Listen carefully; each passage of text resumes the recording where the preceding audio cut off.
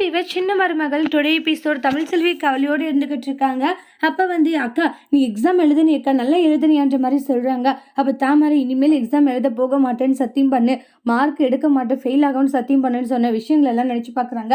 அக்கா என்னக்கா ஆச்சு, நல்லா தாண்டி எழுதிட்டு வந்திருக்கேன் அப்படின்ற மாதிரி சொல்கிறாங்க. அது எனக்கு இவ்வளோ ஃபீல் பண்ணுறேன், இல்லாடி மார்க் எப்படி வரும்டா அக்கா, நல்லா எழுதிருக்கல கண்டிப்பாக நல்லா வருங்கா அப்படின்ற மாதிரி சொல்லிக்கிட்டு இருக்காங்க.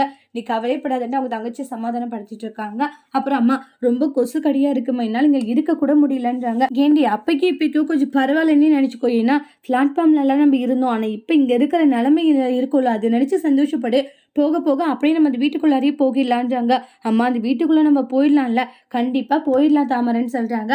அப்போ ஈஸ்வரி வராங்க. ஈஸ்வரி வந்து பார்த்தீங்கன்னா கடைசியில் உங்கள் நிலைமை இப்படி ஆயிடுச்சு பார்த்தீங்களான்றாங்க. நீங்கள் எவ்வளோ நக்கலாக பேசுனீங்க மாதிரின்றாங்க.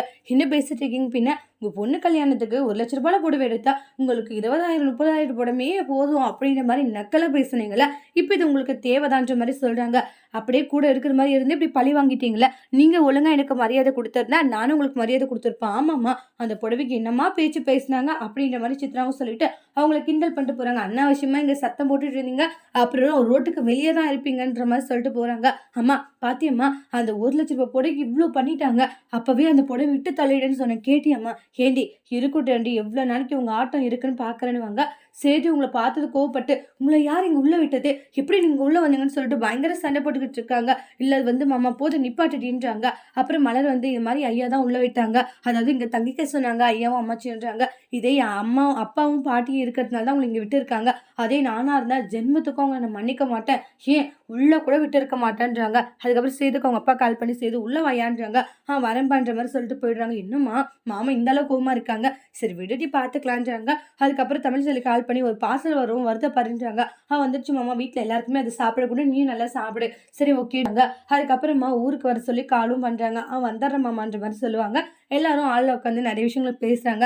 சேது இருந்ததுனால தான் வந்து நல்லபடியாக எல்லாமே முடிஞ்சது வேலைன்றாங்க. தமிழ் செல்வி கூட இருக்கலாம் ஆசையாக இருந்தான், ஆனால் அதுக்குள்ளே முக்கியமான வேலைன்னு வந்துட்டாப்பா, அதெல்லாம் ஒன்றும் இல்லைப்பா, நான் அதை பெருசாக எதுவும் யோசிக்கலன்ற மாதிரி சொல்கிறாங்க. அதுக்கப்புறமா வந்து தமிழ் செல்வியோடைய அம்மா கால் பண்ணி இந்த மாதிரி கூட்டிகிட்டு வாங்க, ஒரு வாரம் ஆயிடுச்சு, சரி நாங்கள் நாளைக்கு கூட்டிகிட்டு வரேன்ற மாதிரி சொல்கிறாங்க. காரமே கருப்பு தான் அமைச்சிக்கிறன்ற மாதிரி சொல்கிறாங்க. கருப்புடைய கார் வந்துடும் டி, சீக்கிரமாக இதை பண்ணிக்கோமா, என்னால் முடியாதுமா, வயிற்றுல இந்த துணியை கட்ட முடியாதுன்னு வாங்க. அவங்களுடைய அம்மா பாட்டி எல்லாருமே காலில் விழுறாங்க. வேறு வழியில் ஆபத்துக்கு தப்பில்லடி, இது தயவு செஞ்சு இதை பண்ணி தமிழ்ன்றாங்க. எப்படிமா இதை பண்ண முடியுன்றாங்க. அவங்களுடைய அப்பாவும் வந்து இந்த ஒரு டைம் இதை பண்ணுமா சமாளிச்சுக்காண்டி எவ்வளோ சொல்லி அதுக்கப்புறம் வயிற்றுல அந்த துணியை கட்டிக்கிறாங்க. அப்புறமா கருப்புடைய காரை விட்டு இறங்குறாங்க. தமிழ் செல்வியோடைய வயிறு பெருசானதை பார்த்து ரொம்ப சந்தோஷப்பட்டுக்கிட்டு இருக்காங்க சேது. உடனே தாமரையை இருந்துட்டு அம்மா அவளுக்கு வயிறு பெருசாயிடுச்சுமான்றாங்க. இவங்களும் பயங்கர அதிர்ச்சி, சேதுக்கும் பயங்கர சந்தோஷமா இருக்கு. அதோட இந்த எபிசோட் முடிச்சிருக்காங்க. தேங்க்யூ.